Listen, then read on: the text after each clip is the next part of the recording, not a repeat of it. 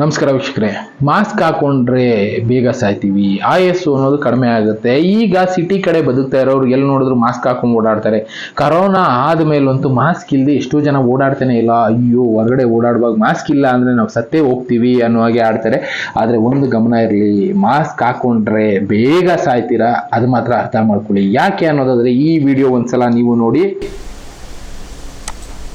Right, like as he did, right, underneath and try and keep it, that feels pretty tight right there, right? Mm-hmm. Okay, so you can, just breathe naturally. Let's just see what happens. Okay. All right, so we're at 1,367. We've already just passed 2. So now we're in the place where he can be having headaches. He can be, we're at 3,786. Look at this, we've just passed 5,000. Now we're in the toxic level. Right now we can be doing this 7,000 inside this mask for the CO2. 8,000 parts per million. And now this thing's gone off the Richter scale, folks. It can't even register how high the CO2 levels are inside. And look how many seconds that was. This right, like as he did, right? ಅವ್ರು ತೋರಿಸ್ತಾ ಇರೋದು ನೋಡಿದ್ರಲ್ಲ, CO2 level testing machine. ಅದು normal ಆಗಿ mask ಹಾಕೊಂಡಾಗ CO2 ಅಂದ್ರೆ ನಾವು ಉಸಿರಾಡೋ ಗಾಳಿಯಿಂದ carbon dioxide ಆಚೆ ಬಿಡ್ತೀವಿ. ಆಕ್ಸಿಜನ್ ಪ್ರಮಾಣ ಅನ್ನೋದು ಕಡಿಮೆ ಆದಷ್ಟು ನಮ್ಮ ಆರೋಗ್ಯಕ್ಕೆ ಒಳ್ಳೇದಲ್ಲ. ಫ್ಯಾಕ್ಟ್ರಿಗಳಲ್ಲಿ ಕೆಲಸ ಮಾಡೋರು ಮಾಸ್ಕ್ಗಳನ್ನ ಬಳಸ್ತೀವಿ ಬಿಡಿ, 3M ಮಾಸ್ಕ್ ಅದು ಇದು.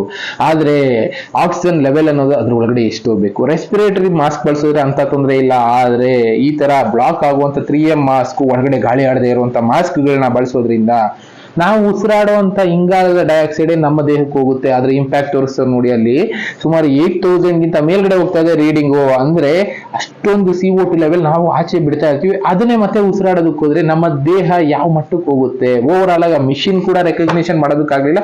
ಅಷ್ಟೊಂದು ಆ ಮಾಸ್ಕ್ ಒಳಗಡೆ CO2 ಅನ್ನೋದಿದೆ. ಆಗ ನಾವು ಏನು ಉಸಿರಾಡ್ತಾ ಇದೀವಿ, ಒಳ್ಳೆ ಗಾಳಿ ಬೆಳಕು ಎಲ್ಲ ಪ್ರಕೃತಿನಲ್ಲಿದೆ. ಅದನ್ನ ಬಿಟ್ಟು ನಾವು ಮಾಸ್ಕ್ ಹಾಕೊಂಡು ಓಡಾಡ್ತೀವಿ. ಹೌದು, ಸಿಟಿಗಳಲ್ಲಿ ಪೊಲ್ಯೂಷನ್ ಅನ್ನೋದಿದೆ, ಆ ಜಾಗದಲ್ಲಿ ಮಾಸ್ಕ್ ಹಾಕೊಂಡು ಓಡಾಡ್ತೀವಿ. ಆದ್ರೆ ಡಾಕ್ಟರ್ಗಳು ಏನ್ ಹೇಳ್ತಾರೆ ಗೊತ್ತಾ, ನಾವು 1 hour ಮಾಸ್ಕ್ ಹಾಕಿದ್ರೆ ಎಷ್ಟು ಆರೋಗ್ಯ ಕಡಿಮೆ ಆಗುತ್ತೆ.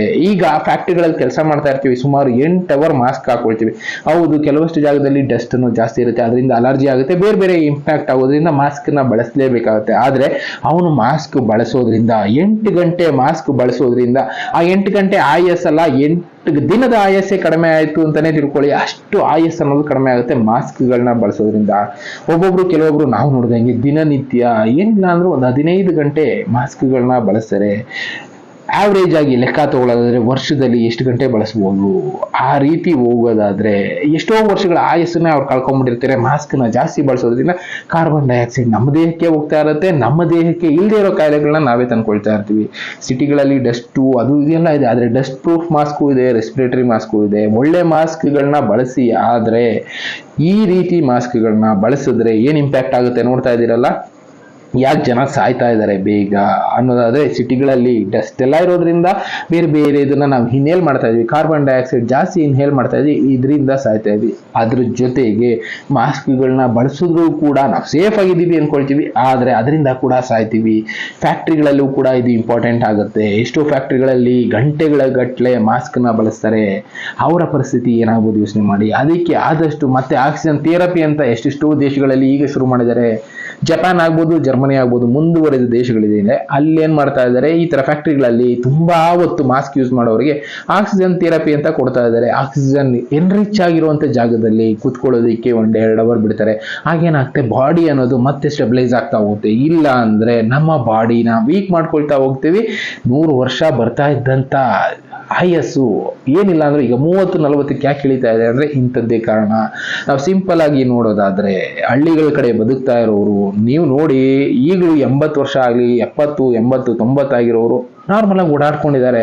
ಸಿಟಿಗಳ ಕಡೆ 30-40ಕ್ಕೆಲ್ಲ ಕೈ ನೋವು, ಕಾಲು ನೋವು, ಮೈ ನೋವು ಅಂತ ಹೇಳಿ ಸುಸ್ತಾಗಿ ಕೂತ್ಕೊಳ್ಳೋರು. ಇನ್ನ 40ಕ್ಕೆ ಹಾರ್ಟ್ ಅಟ್ಯಾಕ್ ಆಗಿ ಸಾಯ್ತಾ ಇರೋರು, 30ಕ್ಕೆ ಹಾರ್ಟ್ ಅಟ್ಯಾಕ್ ಆಗಿ ಸಾಯ್ತಾ ಇರೋರು. ಇಲ್ಲದೆ ಇರೋ ಕಾಯಿಲೆಗಳು ಕಾರಣ ನಾವು ಬದುಕ್ತಾ ಇರುವಂತ ಪರಿಸ್ಥಿತಿ ಅನ್ನೋದಕ್ಕಿಂತ ವ್ಯವಸ್ಥೆ, ಅದ್ರ ಸುತ್ತ ಇರುವಂತ ಉಸಿರಾಡೋ ಗಾಳಿ ಆಗಿರ್ಬೋದು, ತಿನ್ನೋ ಆಹಾರ ಆಗಿರ್ಬೋದು, ಎಲ್ಲಾ ಕೂಡ ಇಂಪ್ಯಾಕ್ಟ್ ಮಾಡುತ್ತೆ. ಡಾಕ್ಟರ್ಗಳೇ ಹೇಳ್ತಾ ಇದ್ದಾರೆ. ಅಂದ್ಮೇಲೆ ಸ್ವಲ್ಪ ಯೋಚನೆ ಮಾಡ್ಬೇಕಲ್ವಾ. ಮಾಸ್ಕ್ ಬಳಸೋದಕ್ಕೆ ಮುಂಚೆ ಸ್ವಲ್ಪ ಎಚ್ಚರ ಇರಲಿ. 3M ಮಾಸ್ಕ್ ಆಗ್ಬೋದು, ಯಾವುದೇ ಮಾಸ್ಕ್ ಆಗ್ಬೋದು, ಆ ಮಾಸ್ಕ್ನ ಬಳಸಿದ ಮೇಲೆ ಅದಕ್ಕೆ ಈಕ್ವಲೆಂಟ್ ಆಗಿ ಆಕ್ಸಿಜನ್ ಎನ್ರಿಚ್ ಇರೋ ಜಾಗದಲ್ಲಿ ಓಡಾಡಿ.